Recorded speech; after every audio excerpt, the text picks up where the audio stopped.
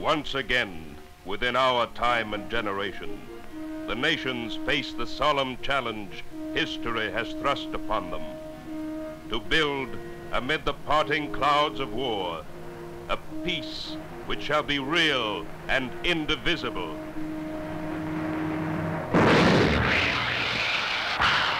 Still vivid in the mind of millions is that other victory that was to end all wars.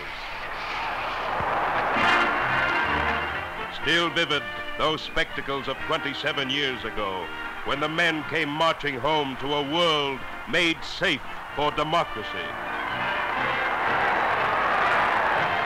Still vivid, too, that figure with its mighty dream of human justice, Woodrow Wilson, prophet of the peace, whose honor spread like wildfire across tormented Europe.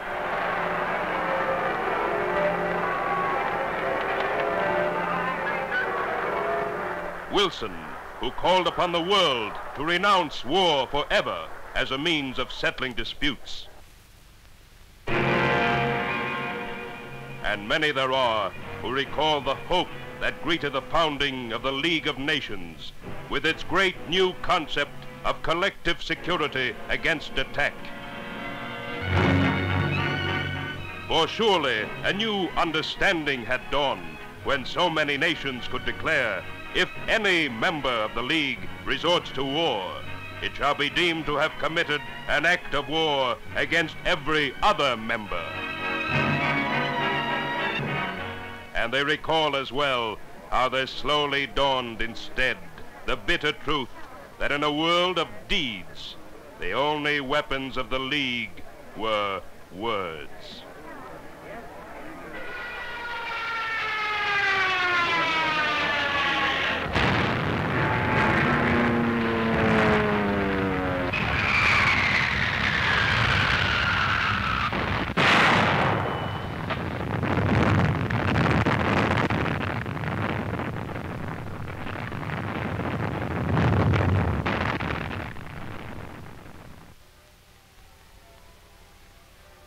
Once again, within our time and generation, the nations face the solemn challenge. The things for which we fought, said Wilson, are certain to prevail. They may come in a better way than we proposed.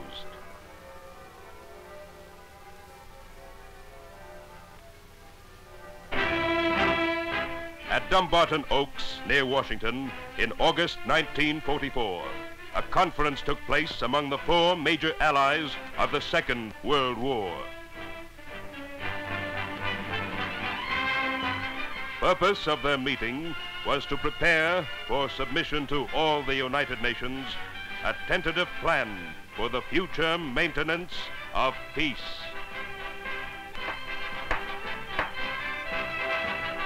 And from these discussions, there has emerged a blueprint for a new international organization, based this time not only on ideals, but on the sober realities that lie ahead.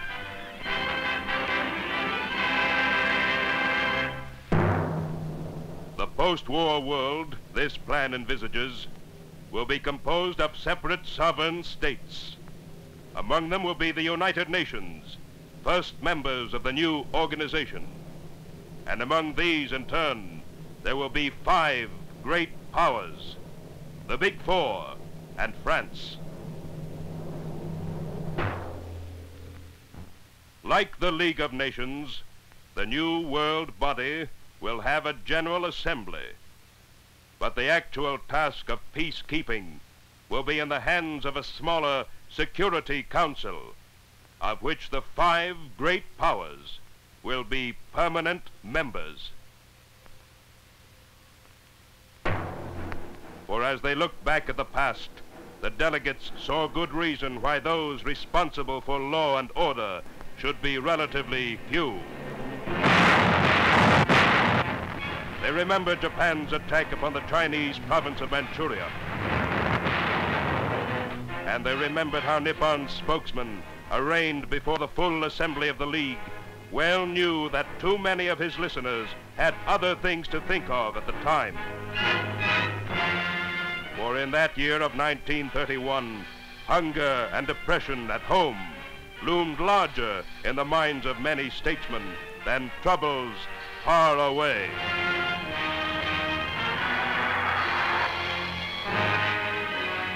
And when the League's observers finally arrived upon the scene, they found the damage done.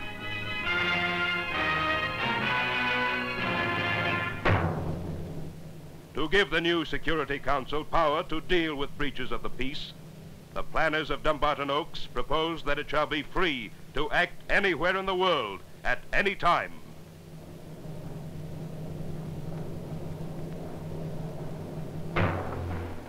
For they recalled the fateful year of 1936, when history proved the need of taking action before the war clouds break.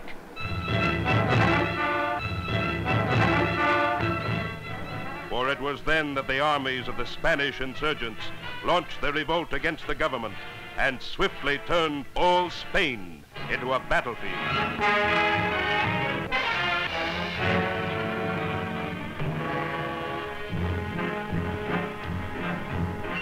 And when the League of Nations gathered at Geneva to hear the government's appeal, some doubted that they had the right to intervene in what appeared to be a civil war.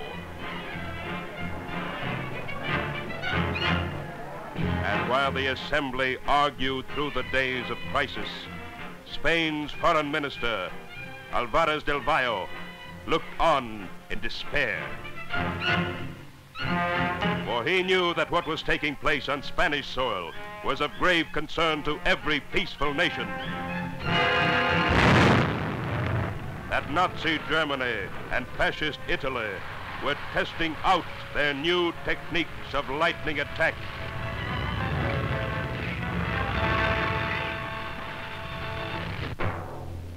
To ensure that the Council's power shall be instantly effective, it is planned to place at their disposal a special group of military experts, a body not unlike the Committee of the Allied Chiefs of Staff, which has so ably unified the strategy of the United States and Britain in World War II.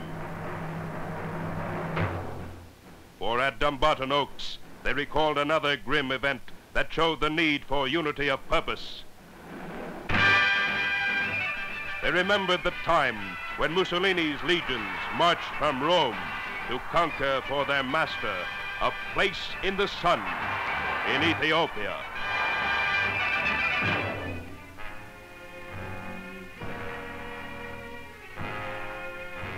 And they remembered, too, the lonely figure who looked on in vain, watching the League debating drastic measures, while 3,000 miles away, the aggressor struck.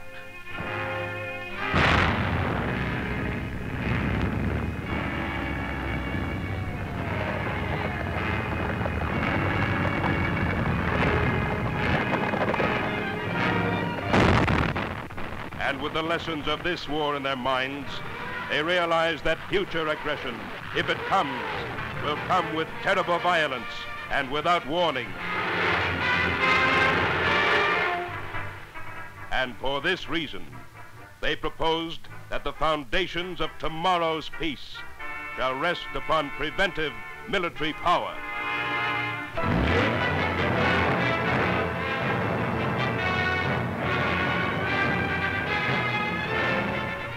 Thus, in the last resort, the World Organization will be able to call upon its member nations for an agreed proportion of their own armed strength to meet the threat of force with force.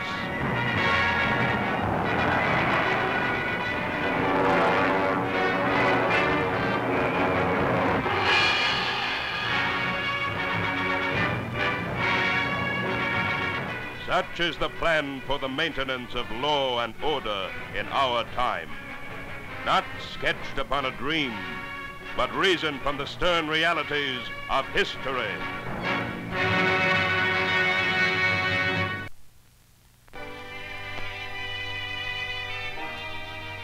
But as the lights come on again, the belief is growing that the key to lasting peace lies not alone in force, but rather in those mighty material forces that shape the daily intercourse of nations in the modern world.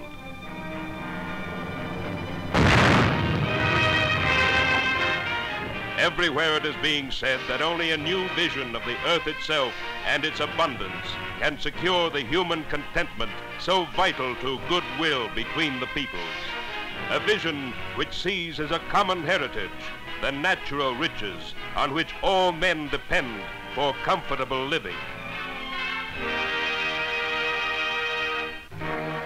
Perhaps too often in the past, the nations have regarded their share of the world's abundance as their own exclusive property, have too often raised barriers against the common enjoyment of the common wealth. But with the war has come a new outlook on the Earth's resources. For in order to equip their giant armies in the field, many of the Allied nations have pooled the greater part of all their wealth.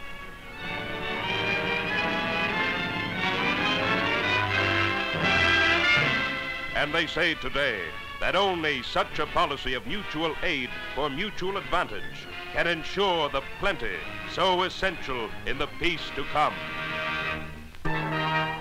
For this reason, the new international organization will survey the world of daily work and will elect a special council to promote economic cooperation between all the peoples of the globe.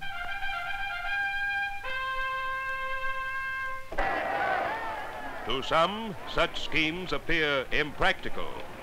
They claim that the machinery by which the world's goods are bought and sold is now so intricate that change would bring chaos in its wake.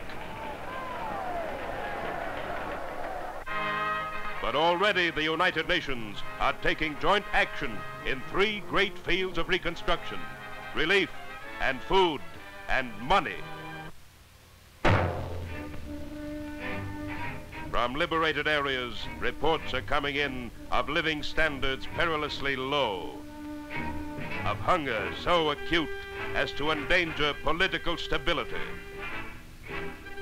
of misery and sickness so widespread as to cause apathy and even resentment towards overtures, however friendly, from outside.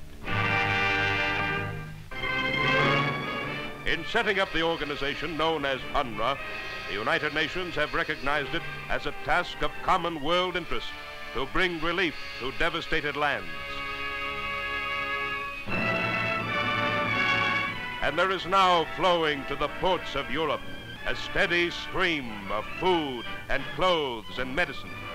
For every nation contributing supplies to UNRWA is well aware that in tomorrow's world there can be little prosperity for one unless there is prosperity for all.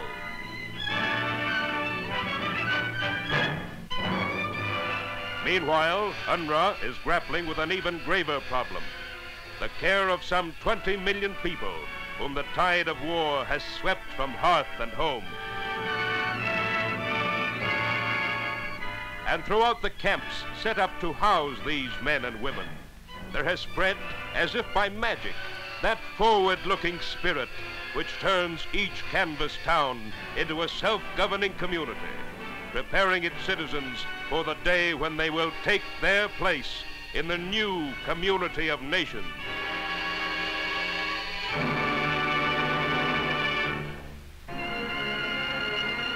Turning to another field of human need, the nations are now seeking to banish forever the ravages of hunger, which can lead so easily to war. Though everyone must eat to live, no one has found out till recently the actual amount of food the world must grow to keep its people in good health and spirits.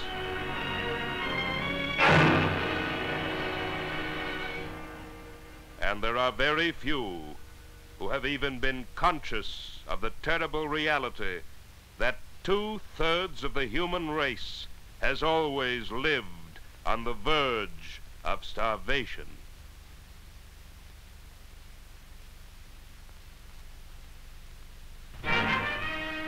Now the United Nations are setting up a special body to study the problems of adequately feeding all mankind. And from the deliberations has come one of the most striking ideas of our day. Their inquiries reveal that in many fertile areas, the farmer has all along been hampered by the demands of military preparedness. Especially is this true in Europe, where each nation has tried to grow some of everything in case of war.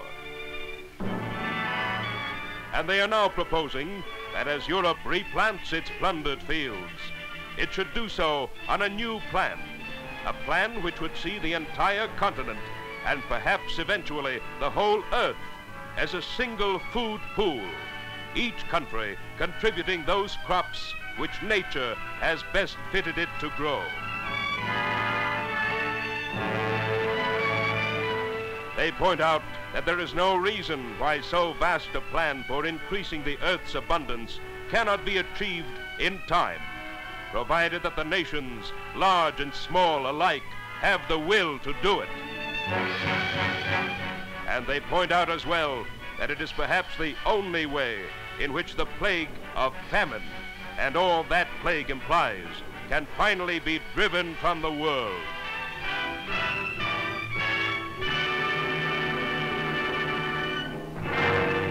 But experts say that such a plan could never succeed until the people's power to purchase food is everywhere increased.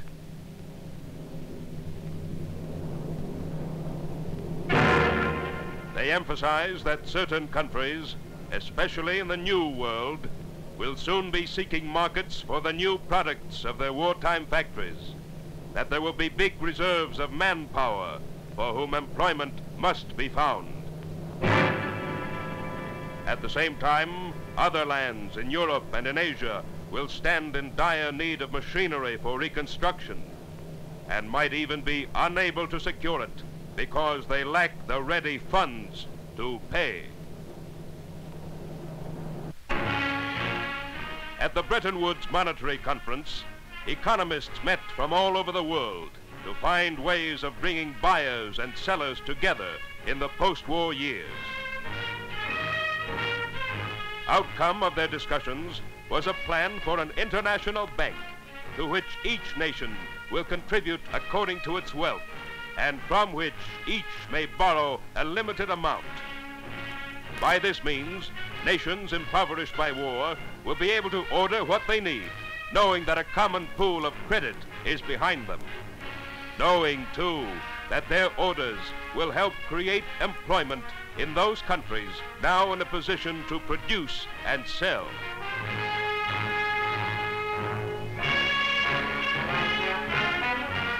So as the nations face the labors of the days ahead, they are seeking to share a common purpose in the peace, even as they share the common perils of the war, seeking to create for mankind everywhere that measure of material plenty without which none can live today in lasting friendship with his fellows.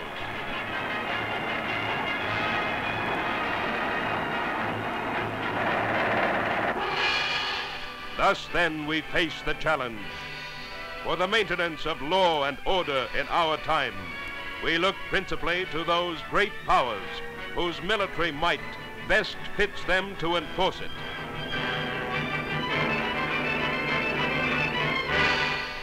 But for that new spirit of joint endeavor on which true peace depends, we look to all those nations, small as well as great, within whose power it is to will the increase of the earth itself.